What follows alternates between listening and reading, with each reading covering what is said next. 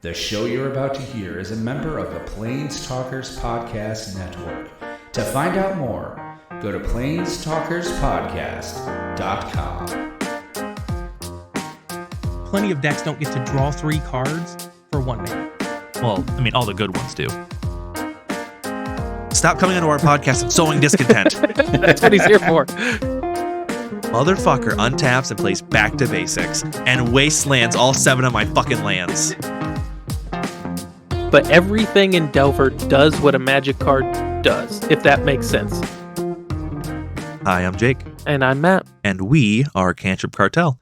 We are proud members of the Planestalkers Podcasting Network, and we're here to talk Magic. Before we get started, I do want to recommend anyone check out our mothership show, the Planestalkers Podcast. They record on Mondays on Twitch and also have their Commander show on Wednesdays on Twitch. So check them out at twitch.com/Planestalkers for anything standard or Commander. Matt, what's going on? We actually have a special guest today. This is Derek from the Family Gathering podcast. Derek, why don't you introduce yourself? Hello, guys. I'm Derek. I'm one of the hosts on Family Gathering podcast, which is my daughter, mine and Matt's friend Joe, and then his son Jonathan. We are a much more casual podcast, but I've known Matt since 2nd grade, and we've been playing Magic, so I thought I'd join him today. Yeah, it's great to have you. We're looking forward to the conversation. I'm definitely a lot newer to the friendship, but I very much consider Derek a good friend of mine because I got to meet him for the first time in person a year or two ago, playing kind of like some vintage draft, or some vintage cube. We did my with cube, proxies. Yep, which was tons of fun. And then we got to know each other a little better on our trip. He went with us to Ohio for our Legacy 2K. And, you know, once you spend 6.5, 7 hours in a car with somebody, you become good friends. Yeah. Or you've killed each other one way or the other. This is actually our second time recording an episode together. Unfortunately, the first time our audio got completely destroyed because of a simple mistake on my personal end. So we had to scrap that episode. So we're really happy to get to have Derek back, bring him onto the show. He's a really knowledgeable Magic player. He's a good friend, and he's got really good perspectives. So we're happy to have you, Derek. I'm glad to be here. So, Matt, how are you doing today? I'm doing well. Again, managed to snag my day off this week with no issues. So that's always a win. Started playing Final Fantasy 11 again. Drug Derek along with me. So I don't know if I'd say you drug me along. Enthusiastically drug you. I feel like, typically speaking, whenever I get going on Final Fantasy 11, I'm usually dragging someone along with me. So it's Derek drew the short straw this time. You said something in a group chat between me and Joe and you, and it just kept rolling around in my brain, and after a lot of work on Saturday, I got it running on my computer. Yeah, I'm looking forward to when we can play again. Is this the one I tried to play Yes. and got a little into it and then just kind of fell out of it right away? Yeah. Okay. Yep. That's not exactly what I heard. That's basically what happened. I had gotten into it. It isn't the style of game I normally play, but I was willing to play it with Matt, and I had some free time. I bought the game, I got the subscription. I probably played 5 to 10 hours, but I just unfortunately caught Matt at a point in time when he was very dedicated to helping someone else much farther along in the game. And then after that happened, he was ready for a break. Yeah. And we kind of just walked away from the game for a little bit, and I've never walked back into it. And now I by no means have enough time to hop into another game, but it's a fine game. It's just not my style. But yeah, that's what I've been doing. What about you, Dave? I logged back in on Tuesday, briefly. Or not Tuesday, yesterday, Monday, briefly. What'd you end up doing? Just wandering around? Just wandering around a little bit and making sure that my keyboard was working because I took it apart and cleaned it. Gotcha. So what about you, Jake? How you been doing this past week? I had one of the worst interactions I've ever had with a customer service representative for EA games. So I'm calling them out. I'm shocked EA had bad customer support. So I bought Battlefield 2042. I was very excited to play it. There's tons of iffy reviews on it in terms of it's a new game, it's buggy, it's got issues. I don't care. Battlefield 2042 came out with kind of the disclaimer or like the promo that they're kind of reaching back to their old roots with Battlefield 3, including No Shark Canals and Caspian Border as legit maps you can play. That alone sold it on me because it was one of the games I played the most. So I pre-ordered the game. I have very bad internet. So I pre-ordered it specifically so that I could spend the 2 or 3 days it took to download it so that it was ready to be played on Friday.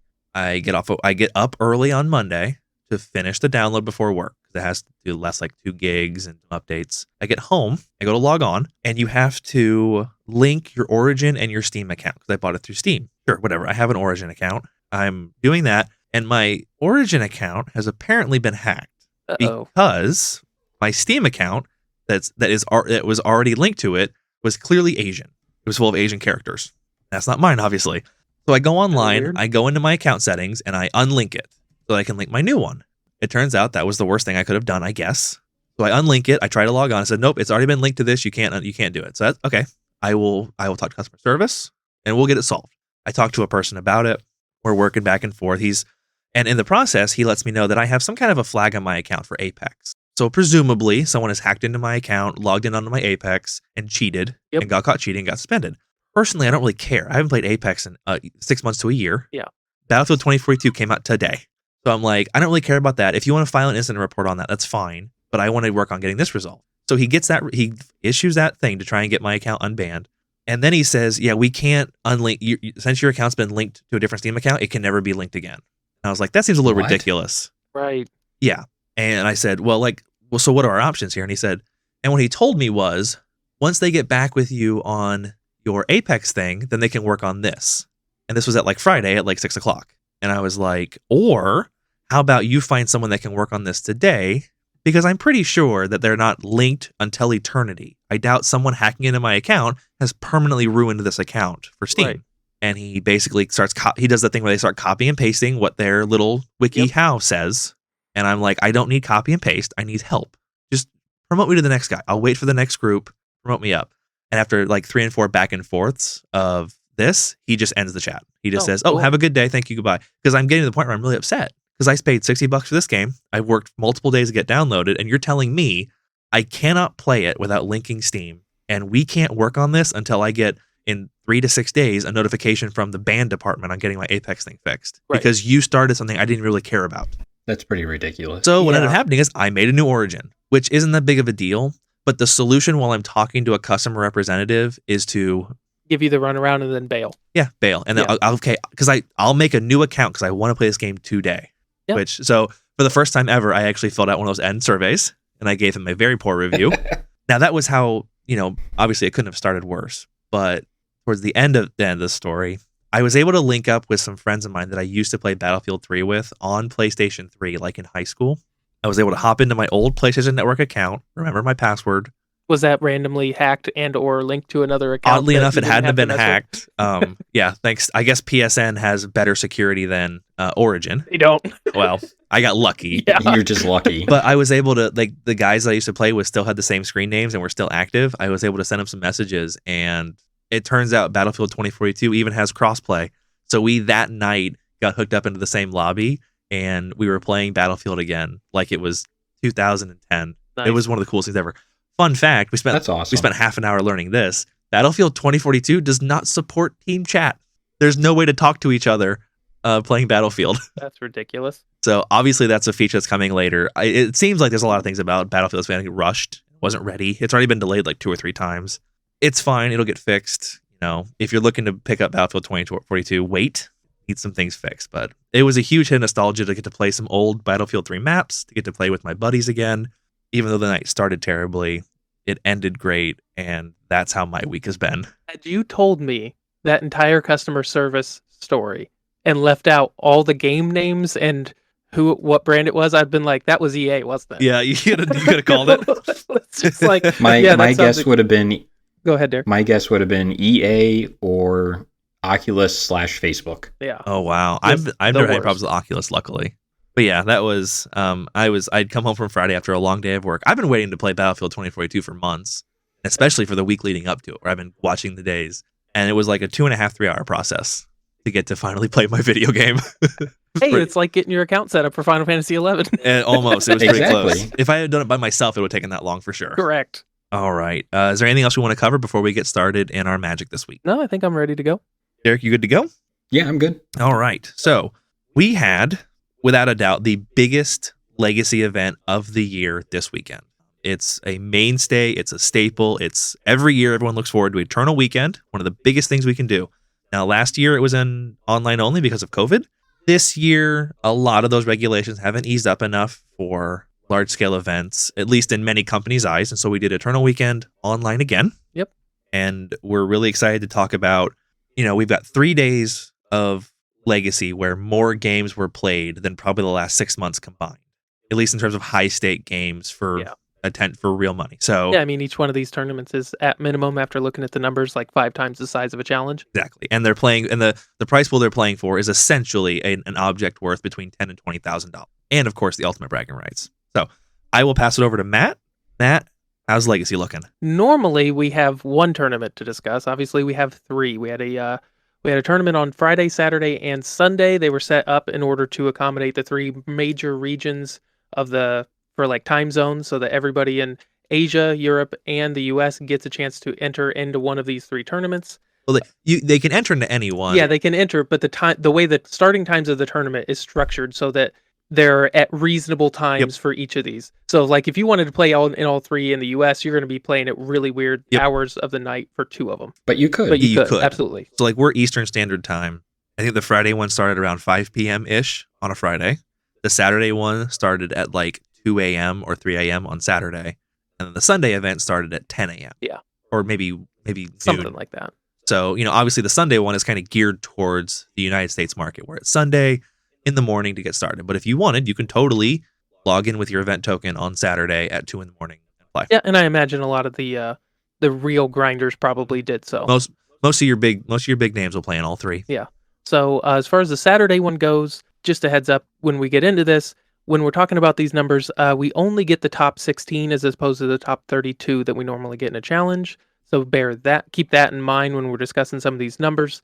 That being said, the Sunday one or the Friday one is kind of what we would have expected as far as results goes, given the tournament results in the over the past couple months.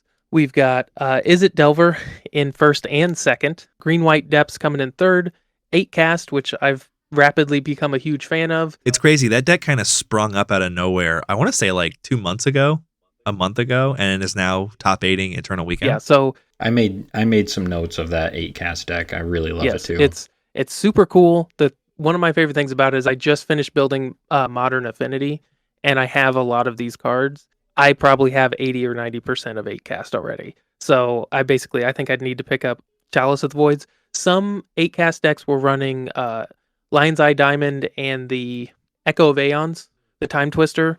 Some of them, it looks like this one in particular did drop that combo. So that's something to keep in mind if you're looking at building this deck. Within Legacy terms, it's actually a fairly reasonably priced deck. It's sitting at about $18 or $1900. We'll look at the land slot. Yeah, I mean, the land slot, you've got Ancient Tube, which is not reserve list, and Urza Saga, which is not reserve list, and Caracas, which is not reserve list. Is this deck running anything that is reserve list, this particular list? The reserve list cards that do get run are the Lion's Eye Diamond. And that's going to be when you're splashing into the Echo of Aeons. Isn't Lotus Petal on the reserve list? It might. Tempest. Lotus Petal was it would have had to have been a rare when it was printed, right? I don't think nothing in Tempest is on the reserve list, is it? Yeah, there is. Oh yeah, there's definitely stuff in Tempest that is. I thought that Lotus Petal got added. I could be wrong though. Well, in fairness, so maybe Lotus Petal, but Lotus Petal is still is a $15 card. So, right. But we talk about reserve list card. I mean, like Lion's Eye Diamond is a great example. That's a $600 card. So this is an incredibly affordable Legacy deck. Obviously, $2,000 still a lot of money, but an incredibly affordable Legacy deck. If you're kind of like me and you have a middling Modern and Legacy collection, this deck probably have a lot of these cards already. Uh-huh. So like you've got Emery and Sai. Those are both fairly recent printings of cards. So like if you're buying a lot of boxes, you probably have 1 or 2 of those. If you're already playing blue in Legacy, you probably already have Force of Wills. So I mean, Force of Will's a quarter of the price of the deck. Well, if you look at Force of Will and Force of Negation, you're looking at approximately $800. Right. Then you've got about the only other expensive stuff. I used to have Mox Ovals. I ended up selling those before they got banned in Modern. Kind of saw that one coming with the printing of Urza Saga, and then Chalice of the Void. Those are kind of your expensive cards. Yeah, this is, in Legacy terms, this is probably my favorite, what I would call a budget deck. It's not a budget deck in that it's not tuned down in order to meet a specific price range, but looking at this list, I mean, it's half of every other list in the top 8. Yeah. At most. Yeah, it's not bad at all. I'm not surprised to see the Echo of Aeons combo taken out. I've never been a big fan of that, and obviously some decks abuse it very well. But I'm always happy when my opponent is doing an Echo of Aeons run, because presumably if they get to the point where they can cast it, I don't have any interaction, And if I'm playing blue, you have a good chance of drawing someone in an interaction. Yeah. Like it's really a double-edged sword, unless you're abusing it with like Hull Breacher. Yeah. And decks like this wouldn't be trying to. They're just trying to use it for gas. You get your thing going, you're going, and you fuel up with Echo of Aeons. But I've had a couple games where, like against a Storm opponent, I'm just stone cold dead on turn 1, but they echo me into 2 Force of Wills, and Thanks, bud. I can shut them down. So I'm not surprised at all to see that get cut. While it is a very powerful little 1-2 punch, it's definitely a double-edged sword. Yep, and we know for sure, given that we had God account tokens, that it was not cut for price reasons Exactly. or anything like that. This guy built exactly the list he wanted, and it got him 4th in one of the biggest tournaments of the year. Credit where credit is due. Lewis MJ bringing in this 8-cast list. Yes. Derek, did you have quick any other follow-up. notes on this? Quick follow-up. Lotus Petal is not on the reserve list. Gotcha. I double-checked. Okay. Well, needs to be reprinted. Yeah, it does. Up next, we've got another Is It Delver in 5th place. 6th place, we've got the deck I thought Jake should take, Bant Control. Is this the Loam list? No, it's just straight Gotcha. up Bant So Control. I'll tell you, I played with my God account. I played 5 or 6 matches of Bant Loam. That's one of the funnest decks to play I bet. in Legacy, bar none, in my opinion, because it's like it looks like a control deck, but it is you're tapping out every single turn because there's so much to do. It's You got a lot of the action. number of games where I've got on turn 2 6 land, or on turn 2 like 4 lands out and a Sylvan Library, or I've already loamed once and I've wastelanded my opponent twice and bonkers. Small correction, it does have 1 life from the loam. Yeah, but you were talking about the 4 loams, 4 exploration. Exactly. I would like the like, hard, I would- like almost a pseudo lands. aggro. list. It's straight up like Yeah. an aggro band. And it's, you're trying to get into your Urzas and recur them and get into your Uros. But yeah, I love this list. If I was going to play a control list, I would play this list. I might tweak a card or two, but like, there's not a card in here as far as like, I'm not a huge fan of Teferi Time Reveler, but I know why he's in there. Yeah. But like, I love every card in this deck. I love the way they work together. It's even got main deck Endurance, which I'm personally a huge fan of in this meta. So Endurance is so difficult to play right now. Because Endurance is usually there to hit things like Murktide and DRC. And obviously you can demolish a DRC with it, but it's so hard to catch a Murktide because you never know when to crack it, Yep. You only get one chance because it just nukes the graveyard once. And the number of times I've been playing and I've seen other people play and they're holding onto that Endurance, just trying to get one more turn because your opponent only has, 2 or 3 spells in their graveyard, and then they burn through 3 cantrips and then dump a Murktide. Just like, man, I didn't have you waited basically one priority release too long. Yep. And now they have an 8/8. what do you think about this list, Derek? So this is very similar to what I played the last round we went to the Legacy tournament. And even though he beat me, I was like, oh my gosh, I love this deck. Yeah. So this has a big thumbs up from me. Yeah, I don't play much control. I usually like to be the beatdown in the matchup. But if I was gonna play a control deck, it'd be this. Yep. Given the current meta. These control decks have gotten a lot more aggressive because it's so important to lock the game out. It doesn't matter how much you've controlled your opponent. A lot of times they're one draw away from resolving an 8 or storming off or just completely running away with it. And so control decks have really had to pivot into this game has got to end. And that's where these Bant lists are really moving towards. Whereas the aggro list I was playing that isn't even running forces in the main. And this is obviously a much more like calm down control list where it does have forces, it does have a lot more removal spells, but it is really ready to finish the game, hopefully. Things like Field of the Dead to just go obnoxious on zombies. Obviously, you want to get your Uro out quickly, bury them, and the game's got to end quickly. Whereas gone are the days of, obviously there's no top, but top Miracle where we're just not going to play Magic for 7 turns. Don't get to Dirtle.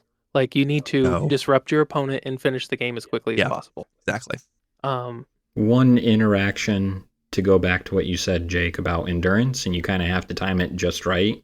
You can use Jace to return it to your hand and then do it again. Very good point. That's a good point. Not that that's like super time effective. Uh-huh. You can't like do it at instant speed, but you could if you had a good idea that it was coming. Yeah, proactively attack their graveyard. Yeah, you could. Yeah, you could. Yep. You repeatedly be attacking them. If you've gotten their graveyard locked down, they've rebuilt. Yeah, you can cast your Jace, get your Endurance back, and redo it. And Endurance does a very good job of protecting Jace, given the threats that are rolling around there. Next up in 7th, another Is It Delver list. It's going to be pretty common in the top 16. And then 8th, we've got Elves. Elves bringing Well home done, a top 8. There's more on that later. Yeah. So before we go too much further, we should give credit where credit is due. First place on Friday, Mental Misstep. Mental Misstep. Yep. Tons of credit out to I don't recognize this MTGO name, but tons of credit to them. It's an incredible accomplishment they've done. I've seen it around. Mental Misstep they're established for Yeah. sure. I don't know them personally or very well, but it's a very established MTGO player. We should take a look at even though it's an Is It Delver deck, we should look at their list. This is obviously the best list on Friday, the best pilot on Friday. I love seeing the main board gut shot. Like, as soon as Ragavan was spoiled, I bought my gut shots because I was really ready for that to be a mainstay, and it never really caught on, except for decks like this, which are probably starting to tune themselves to beat the mirror. And that turn 1 gut shot around days is just what you need sometimes. Other than gut shot, which is kind of iffy, only one Unholy Heat. This is obviously opting much more into the 4 lightning bolts, presumably, so you can go face.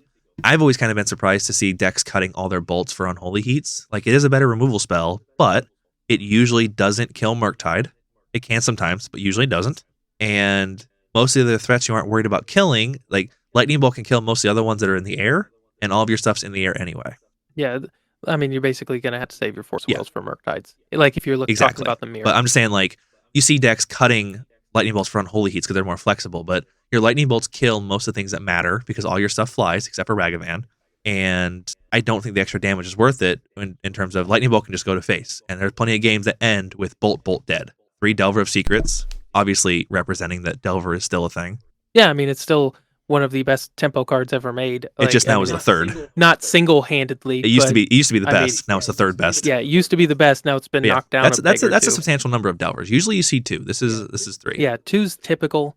You just want a little bit heavier. Yep. I mean, most of the lists usually run like 12 or 14 creatures. A lot of the lists just cut the Delvers altogether. So I don't want to spend a half hour on this list. This is a relatively stock Delver list, but I think Mental Misstep has earned 5 minutes in the spotlight with his deck. Derek, was there anything you saw in here that spoke out to you as being? Not particularly. I think it's a very stock list. I was shocked to actually see the Delvers because not all the lists are running it. Yep. Matt, are you ready to roll over to the next one? Well, I'm going to go through the metagame summaries. So this is not going to come as a surprise to anybody who's listening to us on a regular basis. Is It Delver 7 of the top 16 in this tournament? Where Is It Delver? 4 of the top 8. 43%. 43%. That's bonkers. I mean, especially if you go down, there was also a Jeskai Ragavan list. Yep. So again, not really, identical you could lists. say 8. Yeah. So realistically, you could put 8 in there.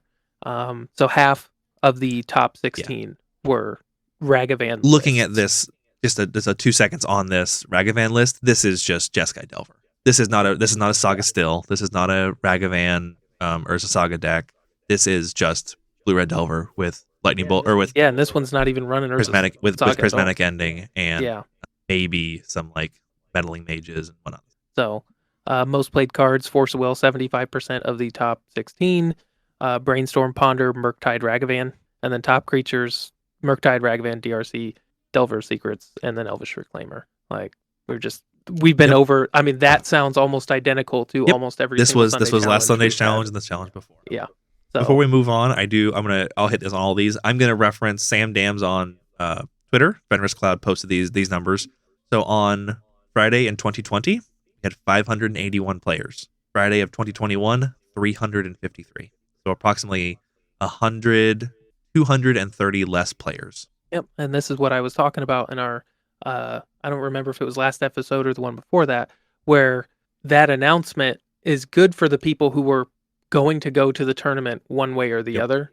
A lot of fence sitters go, oh, well, if this is going to be the same meta that we've been playing for the past several months, then I'm not interested in going. And that, in my opinion, is a pretty good reflection. And those numbers will, that drop is relatively consistent throughout the days. Yeah. Friday, what about the Saturday morning one? It was around between like 1 and 3 in the morning. It's a good day for Matt. So this one, the previous one, you could have, you were looking to win a print of Wasteland. This one, you're looking to win a print of a Bayou. It's all right. And the Sylvan Library would have been Sunday. we never talked about like how the price structure on these works. In case you don't know, well, you don't win money when you go to Eternal Weekend. You win a custom one of a kind print of a popular card. So Friday was Wasteland. Oh, it was a New Art Wasteland. Saturday, the first Saturday event was a Bayou, and Sunday was that one was the original Sylvan Library, wasn't it? I did not look at that art very close, so I'm not sure on Well, that one. it doesn't I really just matter. know the Wasteland was new. It doesn't matter as much, but the idea is that you get these really beautiful custom pieces of prints, and we say that they're worth between $10,000 and $20,000. They usually sell for between 10 and 20 grand. Obviously, some are worth more than others, but just in case people are wondering why we're talking about paintings and prints. At least with the first two, my theory, and Jake and I have talked about this, and I think this makes sense, at least on the surface. Seems like the Delver players went to go for the Wasteland to some degree. The Elves players showed up to go after that Bayou. So this one, we've got Elves winning. Let's see if there's any spice in the Elves, since we're going to talk about the winner here. Jorig Heinrich is the winner. Sorry if I mispronounced your name. Tons of respect. First place on Eternal Weekends. Yep, huge. absolutely. We've got this is Reclaimer Elf, so it drops. Typically speaking, it drops Nettle Sentinel in order to bring in Elvish Reclaimer. Gives you much better access to Gaia's Cradle. Gives you a very solid beater. It's just an all-around really good card.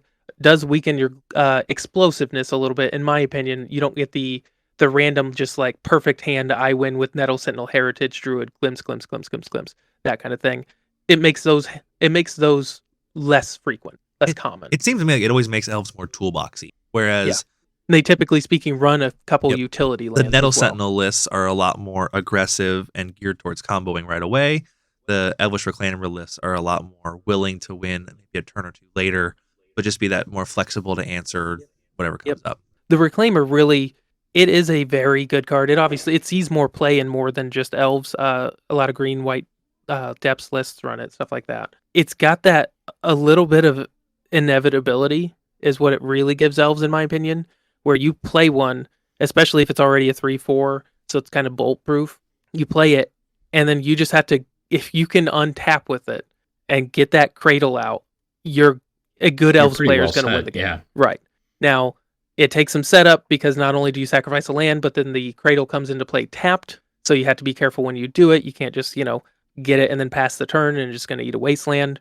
But if you're playing it correctly, you should be winning with just tapping Elvish Reclaimer once. Not all the time, but it's very tutoring out possible one of to the do. most powerful lands in the history of Magic.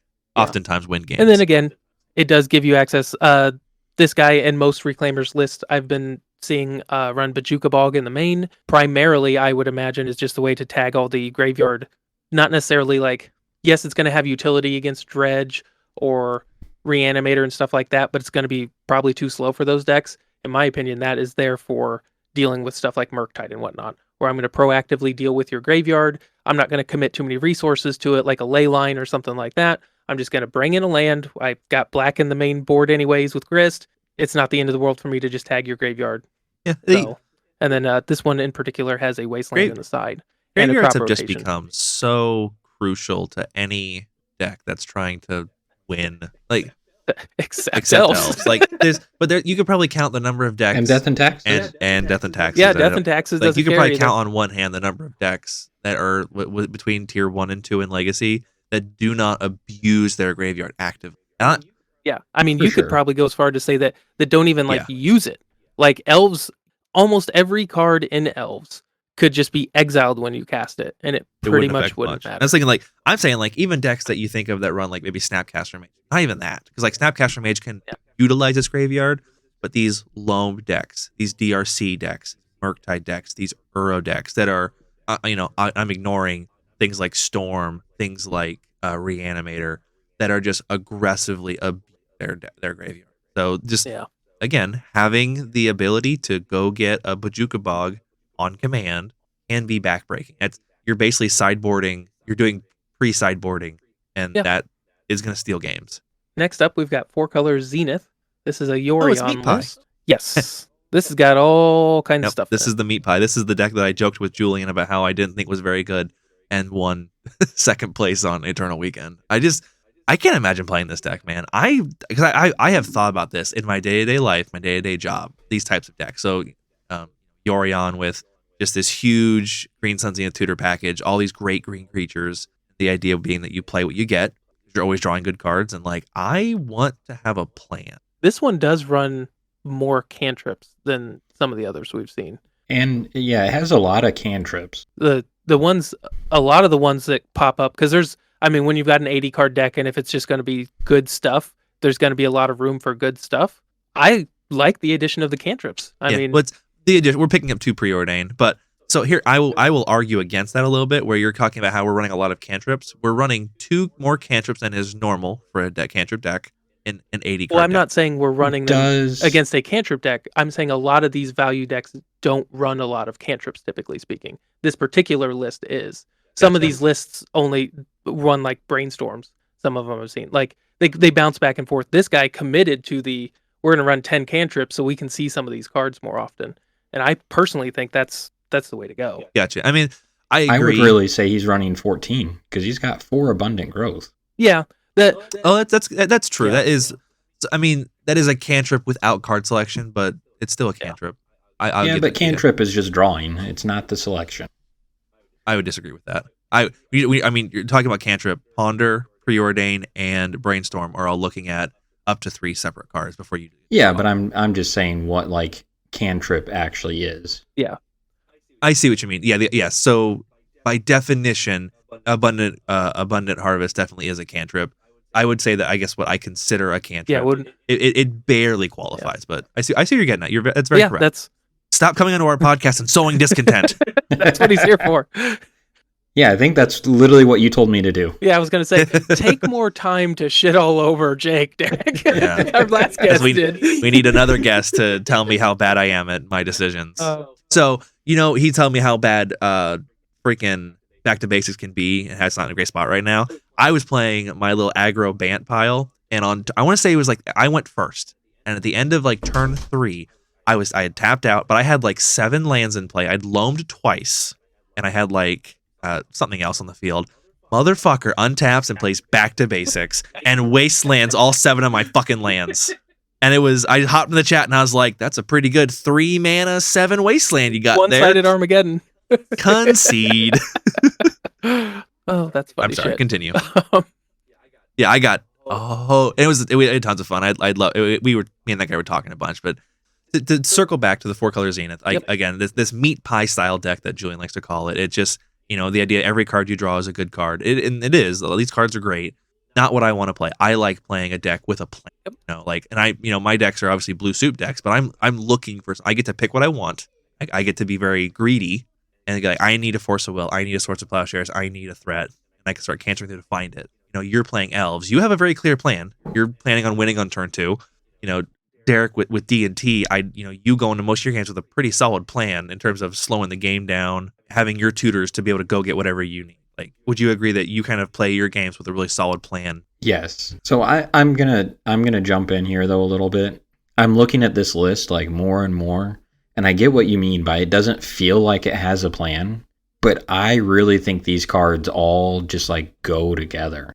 How so? Like you have this Yorion and you have a ton of stuff that has blink effects, which is obviously makes sense. And then you have this Green Sun Zenith approach. You have all these cantrips to get to the good stuff or find your silver bullets. You have Sylvan Library to help filter. You got this Field of the Dead, which in the Bant control decks is just stellar. It is. So you basically took the Bant control deck, threw a Yorion on top of it, and splashed a tiny bit of black, which we all loved the Bant control deck. I would disagree. And while this isn't control, I feel like this is kind of building off of that. I mean, it's running similar removal, I guess, but...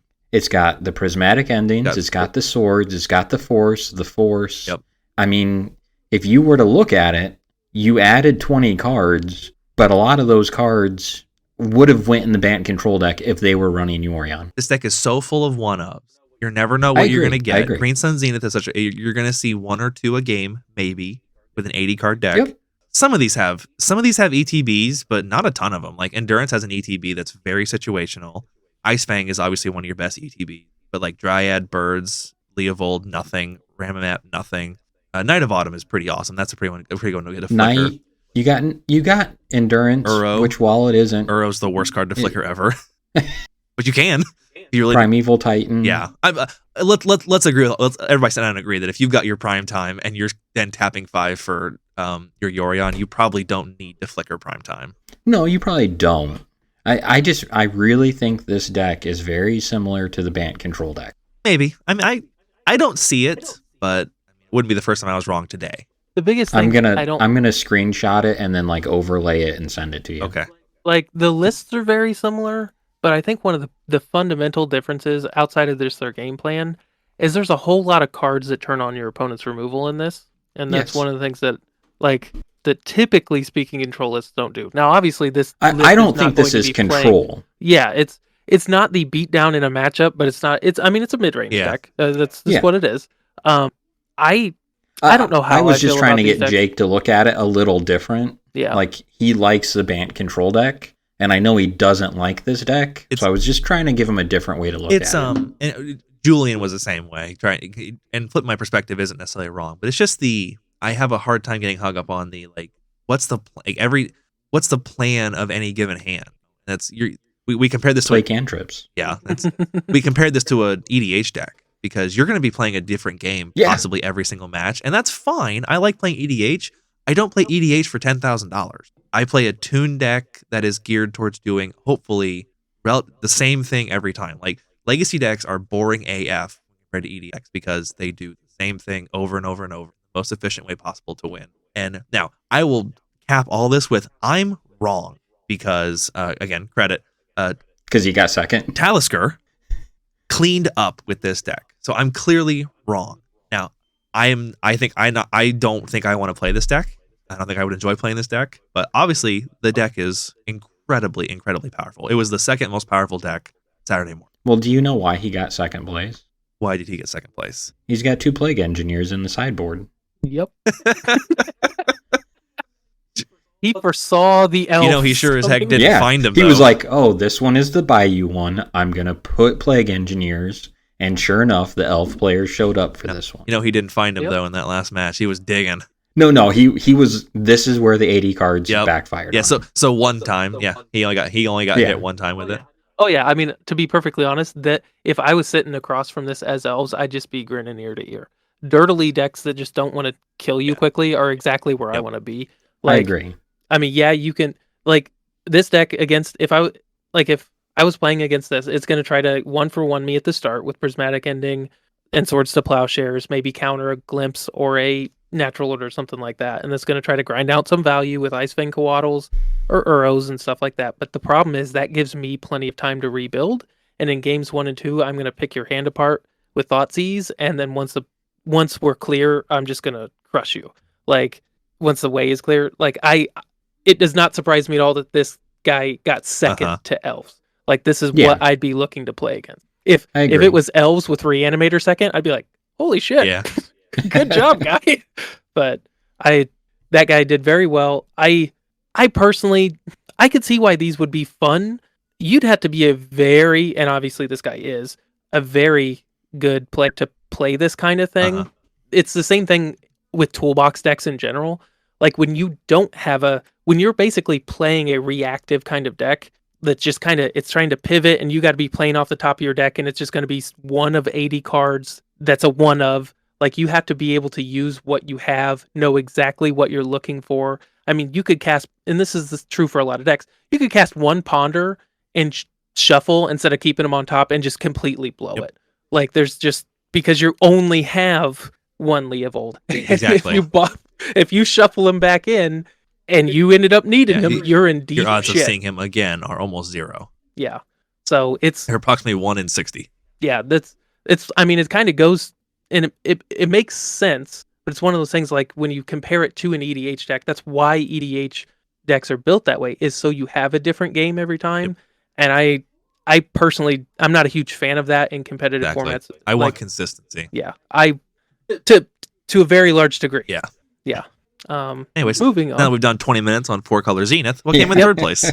Next, we've got 4-color Control, which is basically, and I don't want to be too reductive here, it's basically Bant Control with Expressive Iteration.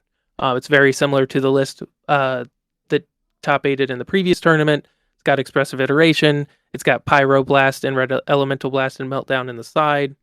Is it Static Caster, which is a beating against elves. I hate that card. It's in fairness, it's probably there for Ragavan, but It's, there is well, some it's collateral. there for a lot of things, but like people have been running that for a very long time. It is Yep. it's a pretty common sideboard card, but it's got me a couple times. Yep. The haste is what gets you. It's a good to remember the red does buy Meltdown and essentially 4 red blasts on the side. That's huge. It's a very, and it raises the ceiling of your prismatic endings. It does. Like there's definite advantages to this. So It does price you out of Urza Saga. Good thing to keep in mind. This is a loam deck that can't afford to run Urza Saga because a colorless land is beyond the few wastelands is just too risky.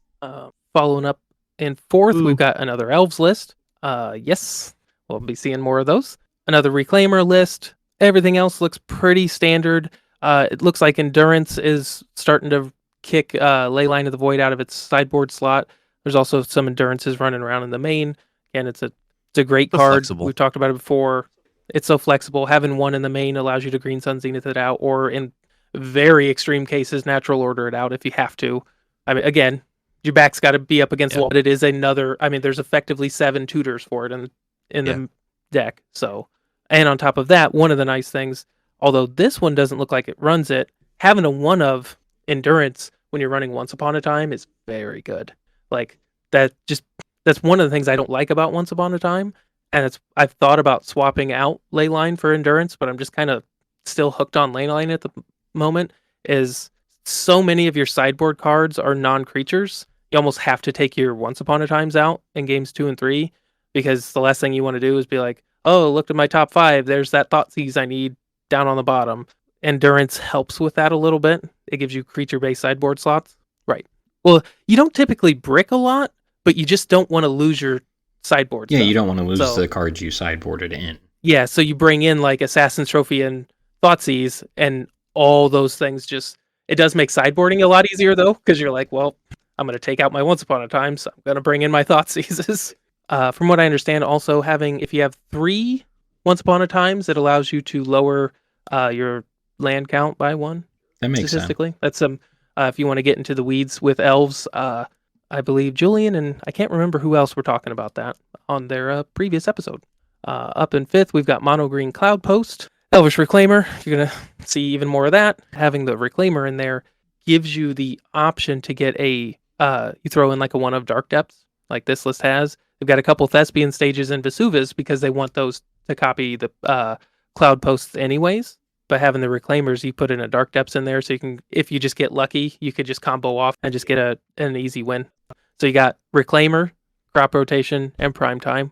You can get any land you want. You'll be able to get there from here. Yeah. And Expedition Map. And Expedition Map. And Expedition Map, and Once Upon a Time. Yep. So strong. Yeah, this deck can get any land at once. Yep. That's one of the things that I love about Legacy that I don't want to say no other formats have, but like, because I mean, I know Modern has a couple lands-based decks, but they're not like committed to that land strategy in the same way.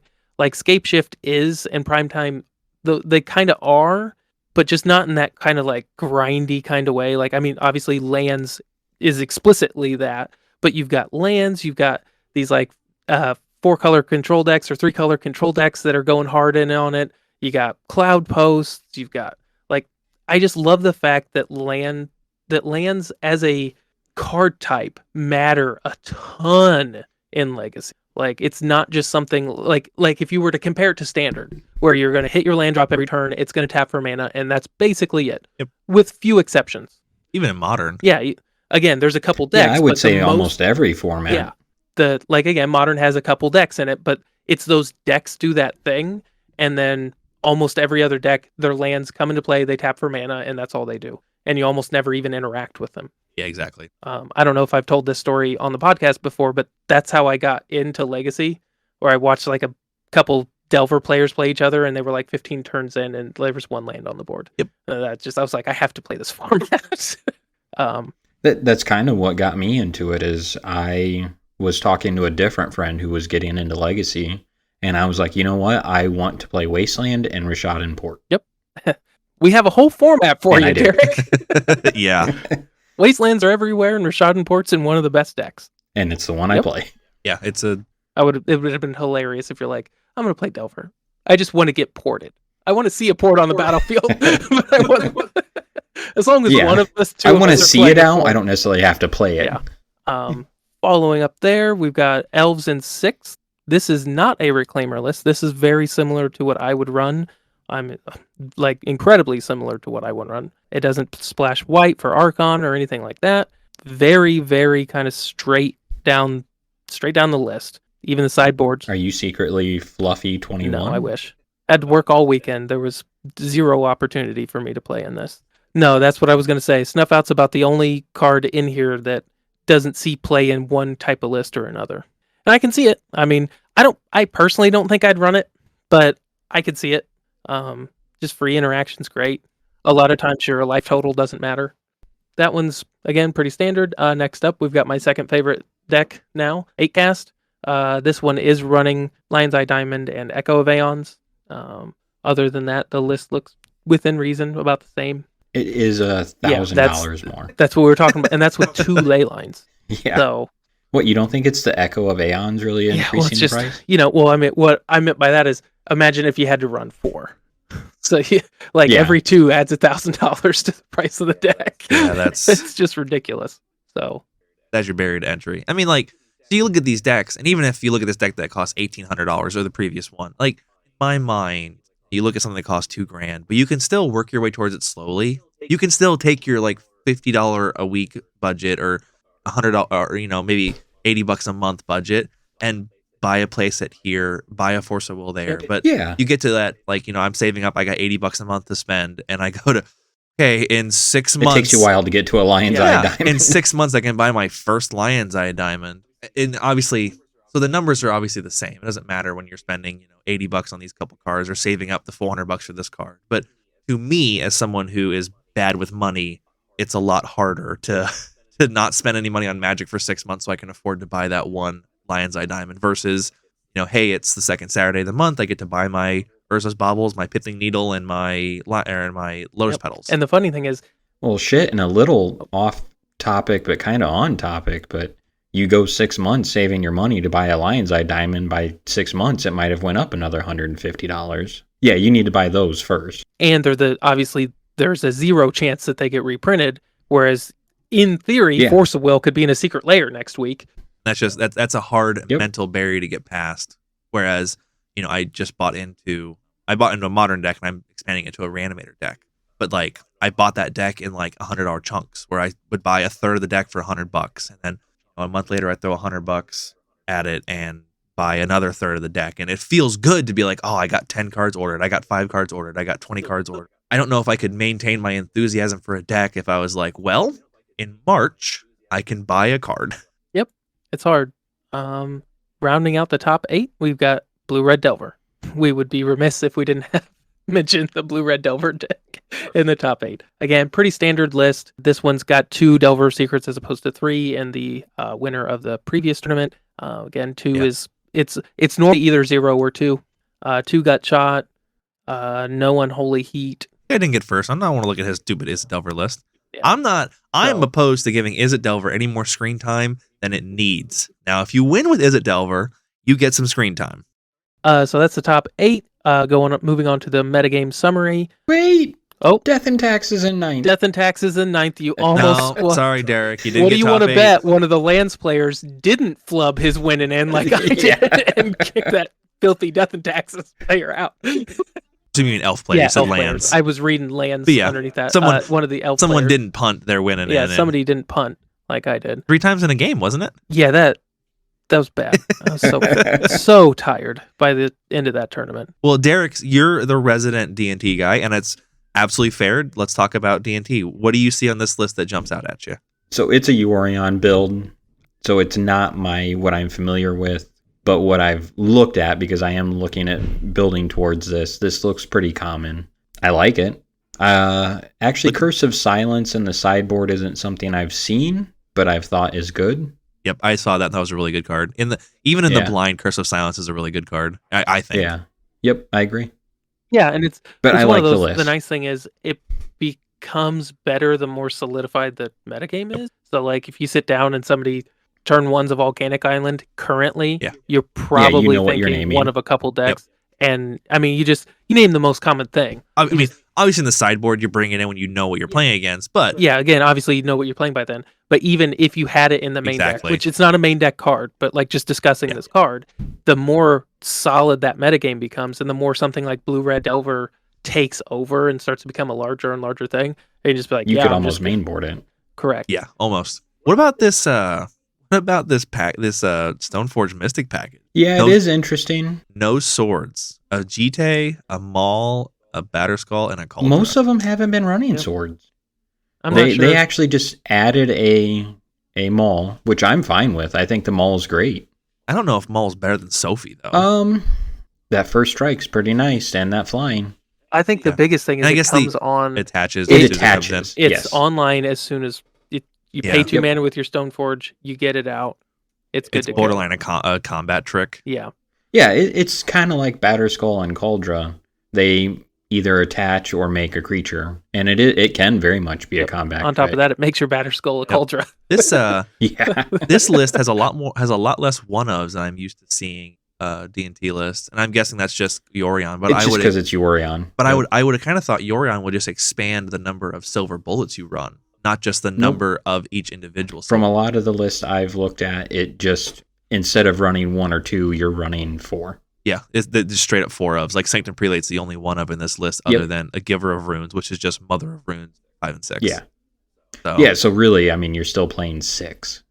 6 mom effects is huge. Yeah. But that's a great way to offset something I've commonly talked about when we see these Death and Taxes Yorion lists is your best turn 1 is either Mom or Vial.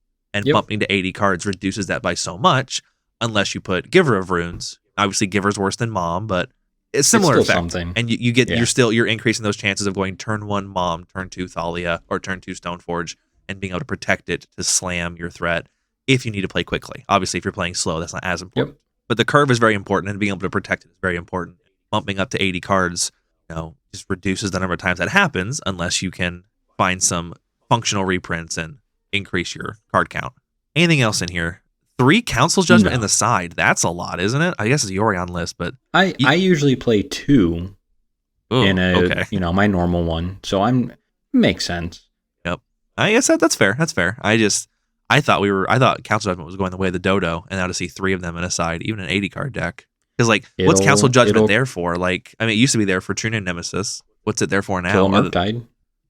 Yeah, that is very true. That's a very good point. That will answer a Murktide very well. No, I know I brought it when we play tested before our Legacy. I brought them in against you. Gotcha. I just never saw them. The biggest thing in with my Council 60 Judgment card is it hits everything. It is. I mean, it's one of those. It is the perfect answer. It's just very expensive. It's slow and expensive, but there are times when it doesn't matter. A slow answer is better than no answer. Well, and in theory, if Death and Taxes is working right, slow is fine because I'm gonna slow you down. So if we're gonna go through the metagame summary real quick, Elves 3 copies in the top 16, 8 Cast 3 copies in the top 16. Those are 2 most played decks in the top 16 of this tournament. Most played cards. This one actually is a little different, although Force of Will pretty cool. Still manages to squeak in there. 44%. Yep. So, quite a few less Force of Wills than Green Sun Zenith, Swords to Plowshares, Elvish Reclaimer, and Endurance. That should come as no surprise, especially those 2 in particular. As top creatures, Elvish Reclaimer, Endurance, Allosaur Shepherd, Elvish Visionary, and then Emery. And then top spells, Force Will, Green Sun Zenith, Swords, Force of Vigor, and Brainstorm. I was going to say, I made some notes yesterday, and I thought it was really interesting that Brainstorm was 7th on the most played cards. Yeah, I was going to say, Ponder was 9th. It literally makes my heart sing that Green Sun Zenith is more played in this top 16 than either Brainstorm or Ponder. Yep. That just makes me so happy to see. Only 16 and copies. Really, there was 32 copies. If you add Brainstorm and Ponder together, there's 32. And you had 27 copies of Green Sun. That's only 5. Yep. Yeah.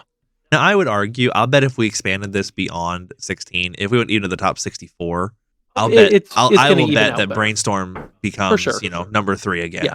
But what is important is these are the winning decks. And the winning decks this tournament were not particular one. Brainstorm decks. Everybody who wanted a Bayou showed up with a green deck. So here's what I'm going to say about that. It's very common to see the metagames shift drastically in response to themselves on Eternal Weekend.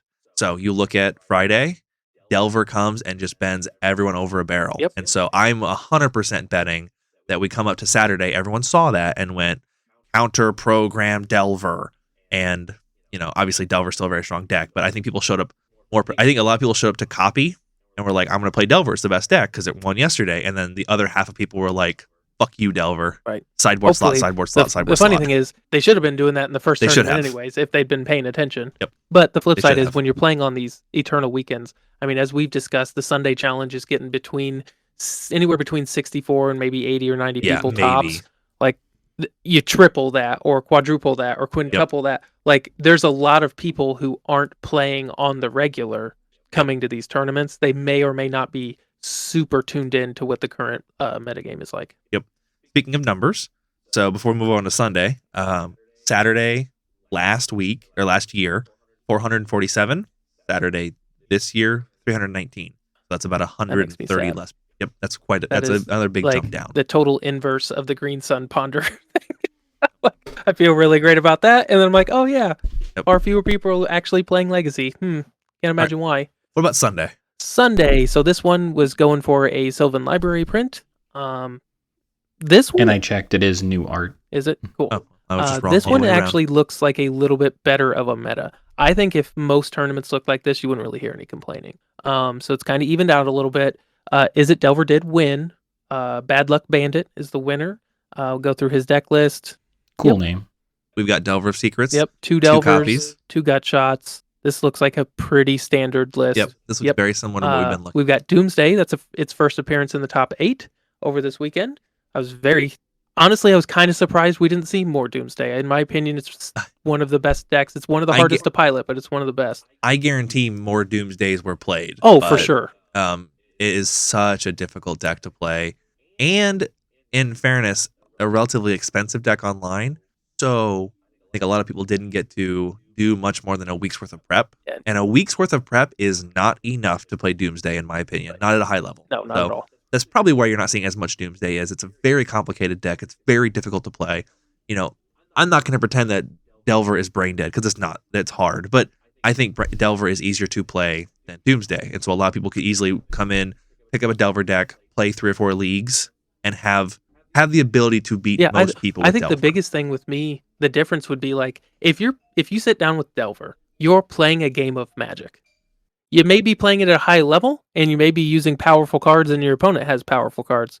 But everything in Delver does what a Magic card does, if that makes sense. It kind of sounds like a tautology, but that You're playing relatively fair. You're playing a fair game of Magic. You're casting creatures. You're turning them sideways. You're doming your opponent with lightning bolts. All that people have been playing Magic since they've learned. You go into playing Doomsday, and the tiniest mistake, it doesn't even open up a window for your opponent to win. You kill yourself. You just lose. Yeah. You resolve this 3-mana spell, and if you mess it up, the game's over. So it's just a radically different way to play the game. It's similar to Storm in that, where Storm is very complicated lines, very difficult to play. When done correctly, is one of the most powerful decks in the meta. When done even a little bit wrong, you just lost. You didn't make a mistake. You go all in, and you counted to 19 instead of 20, and you're done. You didn't give your opponent a window. You gave your opponent a win. So I'm happy to see Doomsday represent. I don't want Doomsday to be everywhere because I don't like playing against it that much. But I'm happy to see it represent because it is a powerful deck and it deserves. Yeah, and Doomsday is one of those where if Doomsday was easier to play, they'd almost have to take action against it. It's incredibly powerful. I think Doomsday has a bannable power level that is held back by its difficulty. I would 100% agree with that, which makes it even more impressive when people do well with it. Like you have to, Neville Shoot, good job. Well done, sir. Third place, we've got 4-color Zenith again. This one, pretty similar. A few more creatures. I think the previous list was running, I want to say 14. I could be wrong there. It was 6 minutes ago, so how could I be expected to remember that? We picked up 2 endurance. It was running. It was a 1 of endurance, and I've got 3 endurance. That's the biggest upgrade. Looks like we cut the preordains. Otherwise, it's pretty much the same. A very similar. Cut list. 1 force of negation, but very similar overall. Yep. Very, very similar. 2 plague engineers. I think this is. I think I know what this is to me. This is. We're talking about playing VDH. This is almost the Nick Fit. Like this is almost like the good Nick Fit list. Whereas like Nick Fit's just all this kind of crazy stuff. Like this dude fucking registered Primetime in a Legacy. So did the other guy. That's what I'm saying. Yeah. This is the Nick Fit of. This is the tier 1 Nick Fit. It's just we're gonna take all the bad Nick Fit cards, take them out.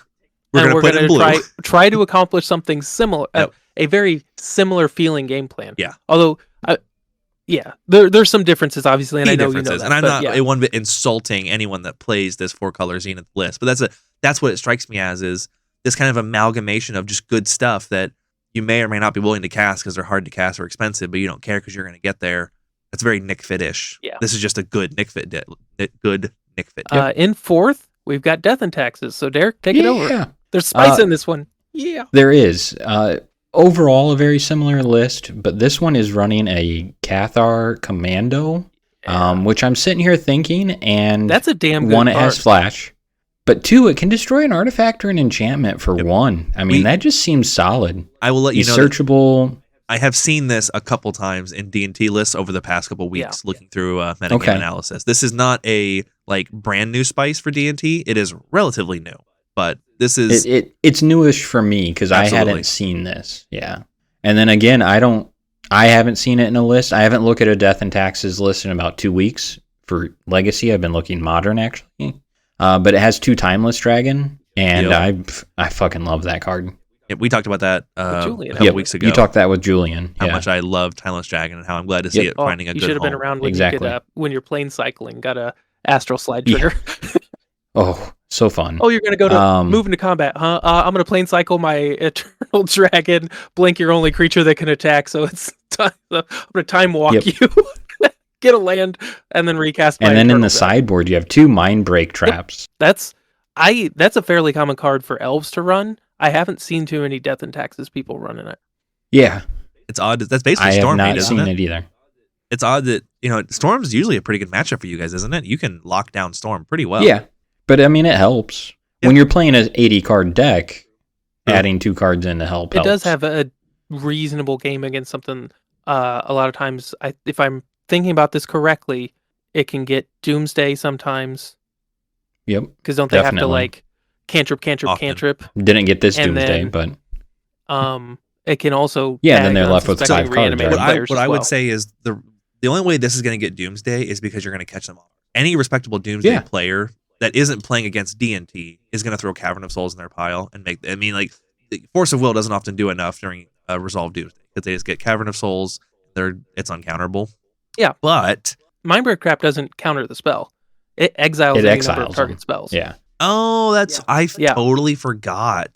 So it works right through Cavern of Souls. So they go cantrip, Thassa's Oracle, and you're like, excuse me, sir, I'd like to cast Mindbreak Trap. That's gonna it's 3 or more spells. I hope you left your Force of Will in against Death and Taxes. It is definitely possible to build a pile around casting 3 or more spells, but it's going to be really hard, and I think the shock factor is going to. They're just not prepared.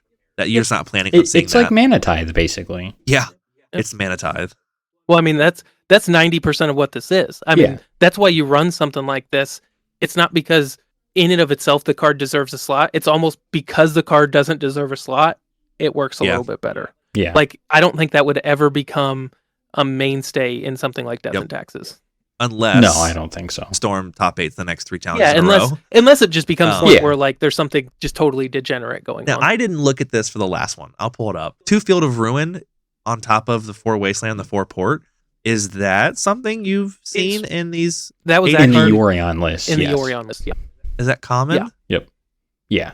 Well, I'll let you know it didn't happen in the last list, so I don't feel bad. No, it was not in the last list, but a lot of the lists I've seen are running some number of Field of Ruins. Just to get more Wasteland effects. Yep. Gotcha. Yep. Anything else in here you see? If anything, this guy's land is actually kind of, I'm going to say, basic.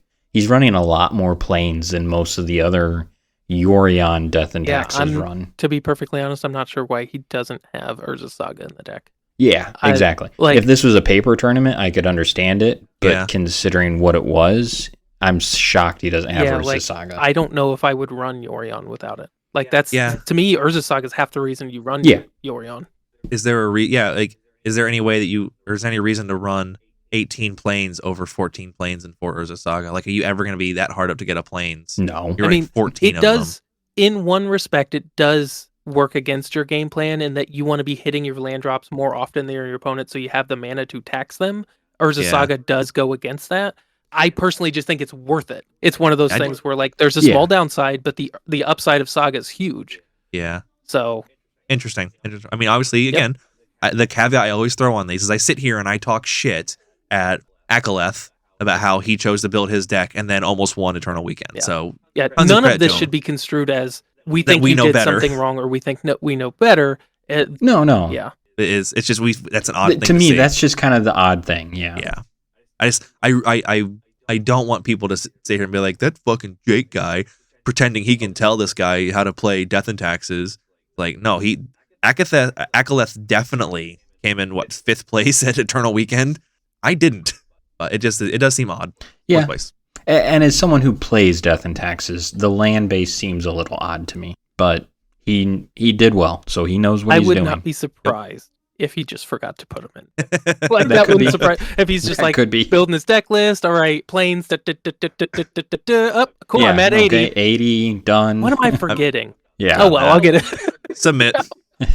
Shit. Very possible.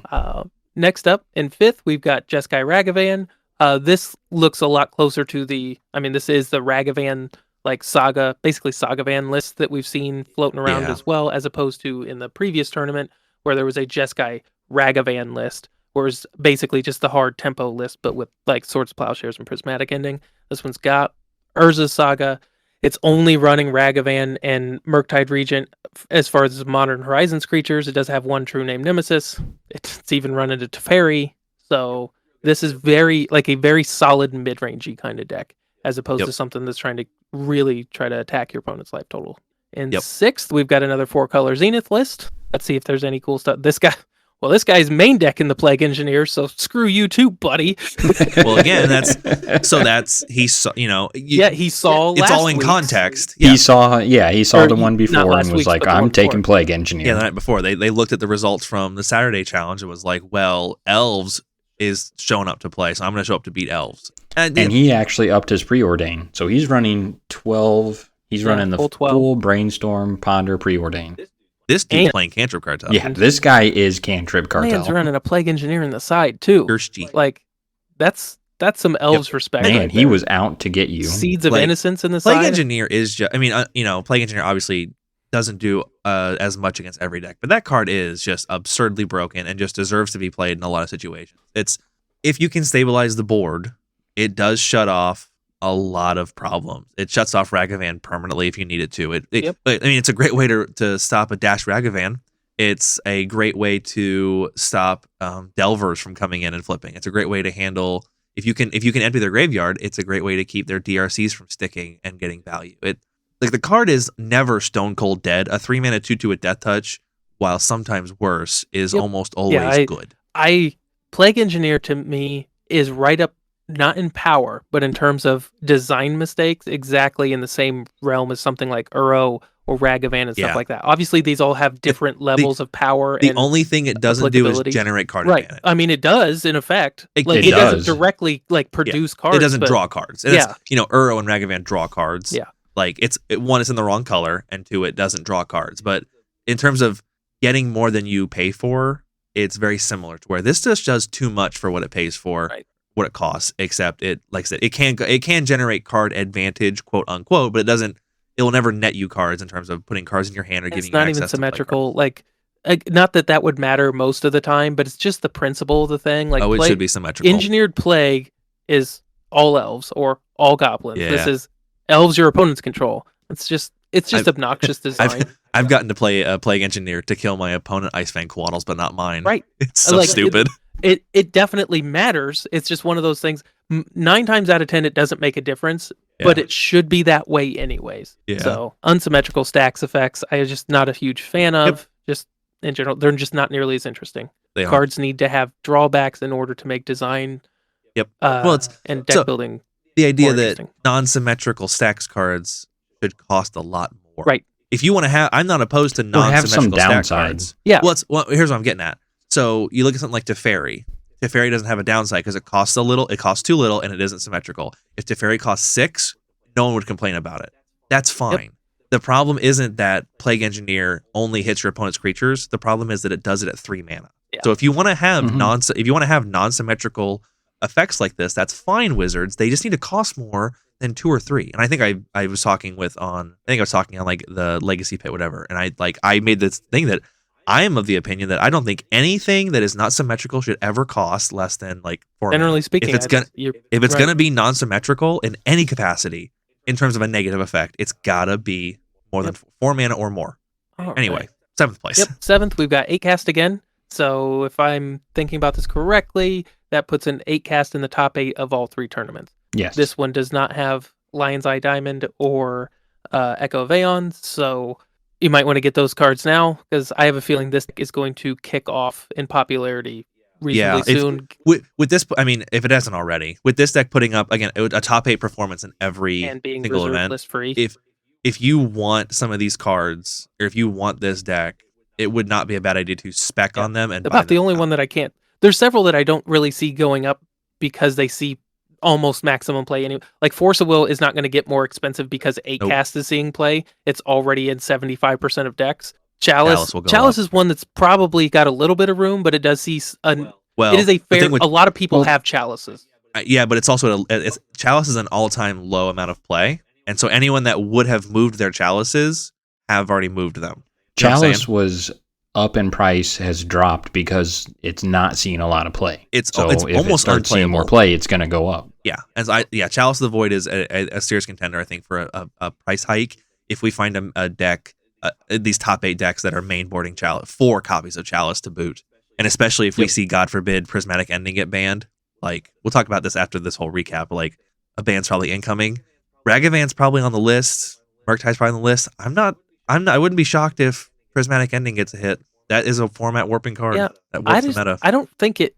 That's not where I would. I don't start. think so. I'm definitely absolutely on not. Nope. The card has probably made Legacy worse. Before we get too distracted, let's wrap up this top 8, and then we'll talk about that. In 8th place, we've got Is It Delver? Yeah. So 1st and 8th is going to book into the tournament. For funsies, oops, all spells. Good job, guys. Good job, Nice. C, whatever your name is. That's a budget deck right there. You mean the $600 deck that came in 9th place at Eternal Weekend? Yeah. That's pretty awesome. Well done indeed. I do not want to coin flip. Oh, absolutely not. 9 times in a row. And just win. Absolutely. I'm over here. That's not to, again, that's not to throw shots at anybody playing it. That's not to diss the deck or anything like that. Not my style. High variance decks like this are not. That's just not my style. I like playing blue soup decks. I like playing Ponder, Brainstorm, Preordain. So it's cool. It's worth mentioning. Oops, all spells came in 9th place. Yep. Good job. Wait, you just said you like playing Ponder, Brainstorm, Preordain? I do. I have this 4-color Zenith deck here that has 4 of each. Yeah, but I can also play Ponder and Brainstorm in a deck that's a little more consistent. This is probably, in my opinion, the most interesting of the top 16, just as far as archetypes go. Blue Red Delver only put up 2 in the top 16. Then we've got those Green Sun Zenith lists, Death and Taxes, 8 cast, and then we got a bunch of 1-ofs: Doomsday, Ragavan, Oops All Spells, Reanimator, Bank Control, lands. And spread out also in terms of tempo, combo, mid range, stacks, mid range, It's spread everywhere. Yeah, and 8 cast is this is one of the things I like about 8 cast. It's probably one of the only actual what I would call dedicated aggro decks. Like 8 cast is an aggro deck. I think it does some shit, but what it wants to do is cast creatures. It does it in, kind of a roundabout way. Zenith is probably pretty aggro too. Like Zenith wins in the red zone. Well, Zenith wins in the red zone, but it's not trying to be fast about it. That's true. Like, that's true. It's a good these point. 8 cast decks want to slam something down as quickly as possible, flood the board with threats, and then beat face. You can kind of tell the difference here just in the way they kind of, it's almost kind of supplanted the red prison decks, where it's just that red prison decks were kind of in that thing. They're ostensibly a control deck, but what they want to do is land Chalice on one, and then start beating face with a Rabble Master the next turn. Yep. Like they want a 3-drop swinging on turn 2 or turn 3 at the latest. Yep. And this is kind of do the same thing. And what does 8 cast buy you on a fundamental level that Dragon Stompy doesn't? And it's card draw. Yep. It's Dragon Stompy does not have a way to refill reliably. 8cast runs 8 ways to refill reliably, and that's not even counting things like or your Emery that are just getting you Sai value from the is side. nuts. Yeah, Sai doesn't draw cards draw as often. cards. He just makes 37 fucking Thopters. He just doesn't only draw cards. Yeah. That card's Yeah, bonkers. so- Yep. Yeah, he's So we've really got cool. most played cards: Force of Will, Brainstorm, Ponder, Swords, Force of Negation. Wow, Force of Will and Force of Negation are the top 5. That's fairly uncommon, but there's a lot of lists that run both. And your in this- 8casts are usually running 4 and 4, aren't they? Yeah. Yeah, or Yeah, close because they to don't it. run any other interaction. I shouldn't say any other interaction, but they don't have traditional stuff to like back it up. Yep. Most played creatures: Icefang, Coatl, Uro, Endurance, Ragavan. It's nice to see Ragavan off the top there, and Murktide Regent, and then top spells: Force Will, Brainstorm, Ponder, Swords, and Force of Negation. So now that we've gone through all of our legacy stuff, the legacy metagames, the legacy decks, the legacy cards, Wizards basically announced that they are this close to a ban, but they're not going to do anything until this event. Do we think anything has changed in terms of what they're going to ban, if they're going to ban? Do you think the format still needs a ban? What do you guys think? Let's wrap this episode up with kind of just a holistic discussion. Legacy post Eternal for it, Weekend 2020. I personally think that with the results of the one tournament, the Elves won, so I believe that was Saturday, and then Sunday having such a diverse field, that Wizards is going to look at it and go, no, we don't need to do anything. Gotcha. Oh, I apologize. I'm going to jump back a little bit. I did not give numbers for Sunday. So Sunday, last year, 672 people capped the event. This year, 554 people, obviously not capping the event. So that's about 120 people. And it's also worth mentioning that Wizards this year actually upped the cap for these events to like 1,280 people in preparation of maybe capping again. And, we don't know what last year would have been on Sunday. It could have been 800 people, but this year is only 5. And again, I'm referencing Sam Dams on at Fenris Cloud on Twitter. This is a 28% reduction in overall attendance, just total numbers from this year to last year. And running the numbers on the price of a ticket, you're looking at approximately a loss of $14,000 to Wizards over the course of this weekend. So while... How many people do we think were at Vegas, though? 120-ish people? What do you mean? Well, we ran 2 essentially big tournaments. Oh, How many people, if Vegas had been a different weekend for Modern and Sealed and the Magic Fest at Channel Fireball, would we have been close to those two same things numbers? are related, but probably not for the reason you're thinking of. I think if Legacy was in a better spot, those people would absolutely be playing an Eternal Weekend. Like, I don't know very many Legacy, like actual Legacy players who would rather play Modern when Legacy is good, especially when they can sit at home on their computer and versus if Legacy is mediocre, which is basically what these attendance numbers are saying, then hell yeah, I'd rather go play in a major Modern event. If Legacy was great, you think it would pull people away from paper Modern to play good Legacy? Well, what I'm saying is probably a lot of people like us who play both, but prefer Legacy. But we prefer Legacy when it's good, but we'd rather. But Modern right now is very good. Modern is, in my opinion, probably the best, most entertaining, fun format to play. If Legacy wasn't in as poor condition as it's in, and this is something just as evidence to back this up, we predicted this result.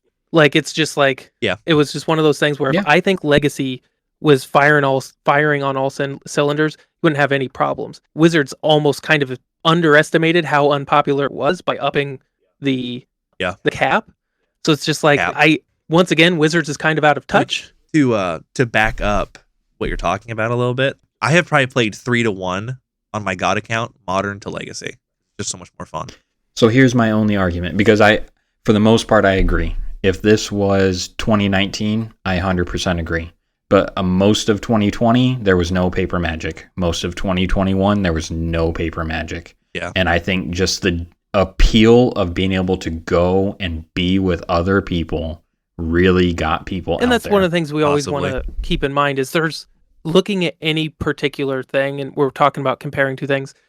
Variable's there's not multiple enough. variables. So there's for sure people who would be like, well, I'd rather play in a paper tournament on Friday Night Magic than play it online. Like, because what I mean is when you have 120 fewer people. Yeah. Like dedicated online legacy players decided not to I come. don't disagree that there are definitely Like- just dedicated online players who decided not to play. I really think we would have been closer in numbers if Vegas hadn't been the same weekend. It's a very high possibility Yeah, when you don't have. I mean, didn't you say you pulled some of the numbers up for Vegas and it was like 1,400 people showed up to play? Yes. If 5% of those people were people that had thought about playing in Legacy this weekend, that'd be what, 250 people. So it's definitely a possibility that those fought each other. And that's, we named our episode last week. I named the episode, that we're hosting the two biggest events of the year in the same weekend. This is kind of dumb. Yeah. But And I think that they 100% fought each other to some Oh extent. yeah, for sure. absolutely. I 100% agree that they fought each other. My hypothesis is the reason Legacy lost the fight Yeah. is because Legacy is in a bad spot. It's not that they didn't fight each other. It's that if Legacy was as good as Modern I see right Derek's, now, I Derek's think you'd point of view is have that more people there. in lieu But- of a fight, these numbers might have been closer. But also, I don't know think that so? they would. I think That's- they would have. No, I think that we should ask both your audience and my audience for feedback. obviously there's probably people that went to Yeah. Vegas that would have played in this, because if you're playing in a 1,400 person There's got to tournament, be at least you're some. probably at a high level of, there's going to be some. But we saw across the board, one of the things you have to remember, I don't think the Japanese crowd was all that interested in going to Vegas. I don't think the Europe crowd was all that interested in and we saw the same reduction across the planet with interest in this. It wasn't just like the US Yep. audience or the in US fairness, players were playing. wasn't Vegas on Saturday? So the vast majority of players could have played on Friday or Sunday if they wanted to. Well, so I very much follow the Twitter magic verse, and I don't know how much you guys do. A lot of the people who went to Vegas were there on Thursday. Not that they couldn't have set up in their hotel you kinda room had and to get- I played. mean, all it takes is a laptop. Yeah. Yes, but I saw a lot The- of people just big thing out with me, though, doing is- things. Makes sense, though. At that level of play, you kind of want to commit to one, though. Yes. Like, if you play all day if you stay up all night Friday playing at a thing or something like that, Gotcha. then, if you're going to play in a 1,400 person Modern Gotcha. tournament, you're going to be testing for Modern all weekend. So, again, that's another variable, and I don't want to discount that at all, because there's a million different variables when you're talking about 2,000 people and where they decided to play Magic. The other thing to keep in mind, at least in my case, is if this wasn't happening, there's costs to playing in Yes. paper as well. So it feels It a lot does. better, but it also costs a lot more. You got a plane ticket to and from Vegas, you got a hotel room. Oh, yeah. You could play You're talking about $1,000 right, as weekend. opposed to $25 It- bucks sitting in your underwear. So If this was me and I had been able to play in either one uninterrupted for the weekend, I would have just brought my computer to your house and played there. yeah, Yeah, Let's all hang out together. And because play on I Eternal agree, Weekend. the cost of the whole thing is so much better to do Eternal Weekend this way. It's This is prohibitive. that's one of the things I wanted to comment on towards the beginning. I think doing it online should always be an option. I get you. It does open up the availability on, first of all, making essentially the cards free. And let's not ignore the fact that a $25 entry fee is a pittance. Going $25 to get into a tournament is nothing. it was what, $50 That's to play in nothing. our 2K. Yeah, to drive 3 hours Yeah. into the 2K was a $50 Right. entry fee. And play twice as much. You look at the this obviously wasn't 100K, but the 100K Julian was gonna play and then it getting canceled. I think entry fee to that was like $250. I don't know what it costs to get into CFB Vegas, but going to an most event in Magic paper- Fest Grand Prix are somewhere between $75 and $100 now. Yeah. Even just going to play in at Gen Con a few years ago, it was $50 for the entry fee to the Legacy event and $70 to get into Gen Con. Whereas this is for $25 you can enter an event, and for $75 you can enter 3.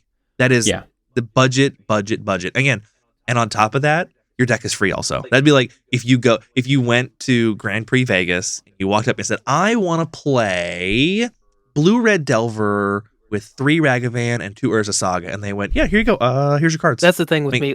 That's absurd. It's one of the that's what you get reasons to why do I here. wasn't a big fan of the announcement in and of itself that they weren't going to ban anything. Mhm. Is I kind of saw this coming, where it's just like that really takes the wind out of people's sails. I know the people who were It did. already committed to going, and the grinders and the hardcore tournament people were going to go one way or the other, and they liked the announcement because they knew what they could test, what they should test for. Yep. And that was great.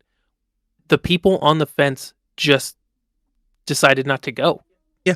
I agree. You can draw the example of Julian was going to try and play in all three. He was going no matter what, and having that announcement made him more confident in testing. But I listened. One of the podcasts I listened to is Brian Cook, Phil Gallagher, and Brian Cobalt, and they were all three very unhappy with this announcement, similar to us. And I want to say Brian Cobalt and Brian Cook both said that they were maybe going to play in one event this year, whereas last year he Brian did all Cook three. plays in every Brian single Cobalt Sunday did all challenge. three.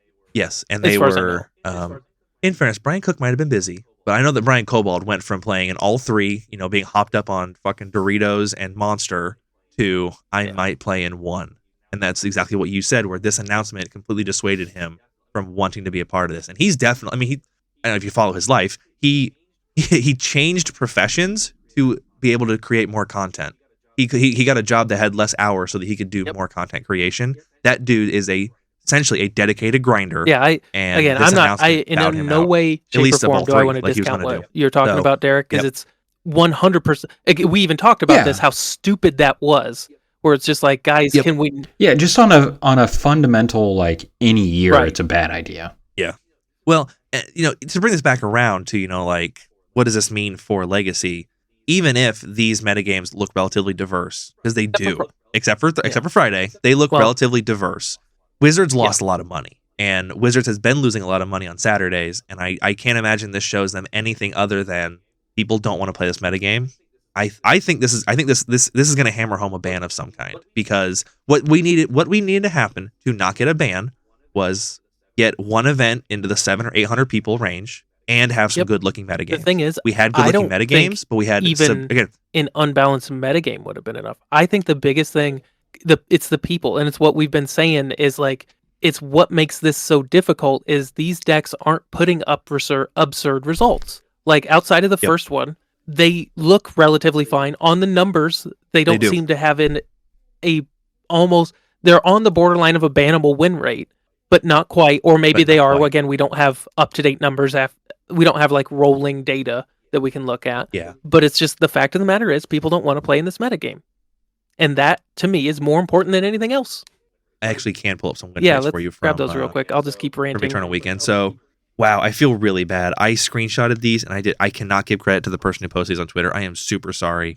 I did not take the screenshot of their name. But I can. So the Eternal Weekend 2021. These are non-mirror win rates. I'm just going to look at this is a bar graph from. This is going to be the total. So across all of them, you got things like Blue Red Delver sitting at around 53%. Death and Taxes around 47%. Jeskai Ragavan 48%. A lot of these are sitting at low 50. Green White Depths was sitting at like 59%. 4-color Control at 56%.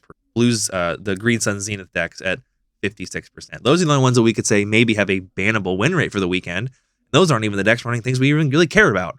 The 4-color Control might run Murktide, it might run Ragavan, but the decks that we're really concerned with were Blue Red Delver and Jeskai Ragavan, and they did not post bannable win rates at all.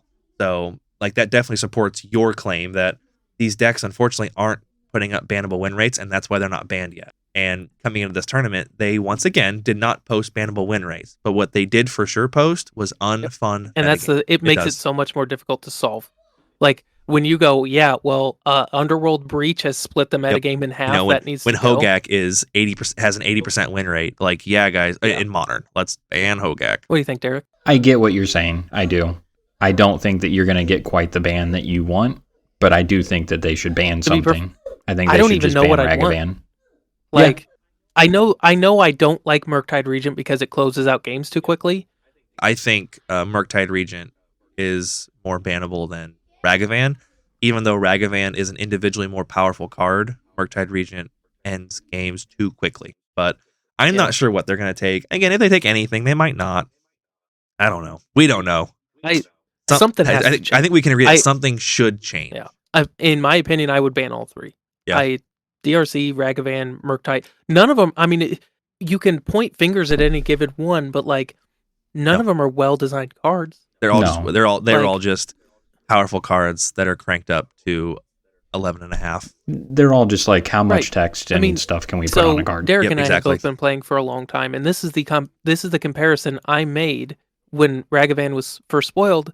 I was like, look at Jackal Pup, which used to be an all-star in Red Deck wins. and Wasn't then Jackal look Pup a at 1-mana Ragavan. 2/1 that if it got hurt, it hurt Correct. you So too? if your opponent Yep. bolts your Jackal Pup, it bolts you too. And that was an all-star. Like Jackal Pup was a very good card. A deck. Right. 2 power on turn 1. It didn't matter that it had a huge downside. Make Jackal Pup playable again. And again, I don't think we need to go back to the days that Jackal Pup in particular is playable.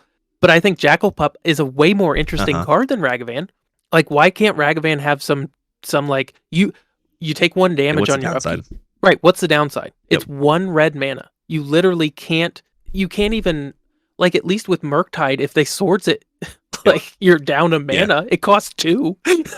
Like, you always trade evenly with Ragavan. Or I think it would be interesting. Ragavan would be cool if you couldn't cast him for 1. If he was always all 2. He had was dash. If he was just dash. If he was either pay hard cast for 2 or just dash. That'd be cool. Yeah. Like, he just, he has on text at the beginning of your end step, return him to your hand. Because, I mean, he's a monkey. So what? A monkey's not in charge, right? Yep. So a monkey flits down your shoulder, steals something from the other pirate, and comes back. That would be cool design. Again, I don't think it'd be good enough for Legacy, but it'd be a hell of a lot more interesting than what we got. All right, guys, we're getting too long for me to edit this freaking thing. So I will. You're gonna have fun. I'll give it on to everybody. Like before we start wrapping up, is there anything else we didn't cover today that you guys really want to bring up before we get into our closing statement? 3 words: secret layers suck. Stay tuned. We'll talk about that. At minimum, we'll talk about that next week. Yeah, Derek. I don't got anything right now. Derek, do you want to go ahead and give out your plugs one more time, where our listeners can reach you, where they can listen to your podcast, all that stuff? So you can find us on basically every podcast player, Family Gathering. You can find us at familygathering.fm, or you can email us at magic@familygathering.fm. Gotcha. And we put an episode out on average every other week. We had a bit of a break because of some birthdays and stuff, but you guys have a really cool podcast, again, centered around you and Joe and your 2 kids, and like your whole motto, keeping magic in the family, helping introduce your children to this really fun game, getting them into things like Pauper and Commander and drafting. And but to see Valentine and Jonathan kind of grow as Magic players, even from episode 1 to now, where they're starting to evaluate cards and they're making drafting decisions, building decks, and talking about stuff. It's really cool. Valentine got cards in the mail yesterday. She was very happy. Yeah, nice. I will agree. Best feeling That's what ever. I was kind of gonna say something similar to that. It's listening to that podcast gives you that feeling like when you look at when you first saw you first opened your first pack. You get that kind of feeling like you're a kid again playing Magic, and it's like we're not sitting here analyzing meta games and talking what cards to ban. We're going, dude, Lightning Bolt is a really good card. I mean, Valentine thinks Shock is amazing. Exactly. Talking about 6 mana, 7/7, and how fun it is to punch someone with a 10/10. It's awesome. It is the feel good Magic should be. And like I would say, if you don't get those kinds of feelings playing Magic at all, you're doing something. I like playing Magic competitively, but at the end of the day, I also just like playing fun cards, and they really embody that over at your podcast. So good job on that. A lot of fun. I listen to every episode. Well, I appreciate that, guys. We are Cantrip Cartel. Like I said, we're proud members of the Planestalkers Podcasting Network. Our mothership show, the Planestalkers Podcast, is available pretty much everywhere podcasts are found, just like us. If you want to check in on them live, check out their Twitch/Planestalkers. I'm not sure the exact URL. It's not my URL to know. Check them out on Twitch. Mondays they record their episode live, and then Wednesdays they do Commander Craft. So if you're looking for anything standard or Commander related, they're a wonderful podcast to check out. As far as us, if you want to reach out to us, you can hit us up at cantripcartel on gmail.com. You can check out our Facebook page at Cantrip Cartel, and you can even hit us up on Twitter at Cantrip Cartel. We also have a Discord page on the Planestalkers Discord, where we're obviously very active in their Discord in general, and we have our own little sub page in there where we do a lot of our eternal format chatting. Unless I'm forgetting anything else, Derek, it's been tons of fun having you. We were super glad you come on the podcast tonight, and as an honorary 3rd host, we're always happy to have you come on. So we appreciate it. Thank you for having me. Thanks for stopping by. And on that note, I think we will see you guys next week. All right, have a nice night, guys.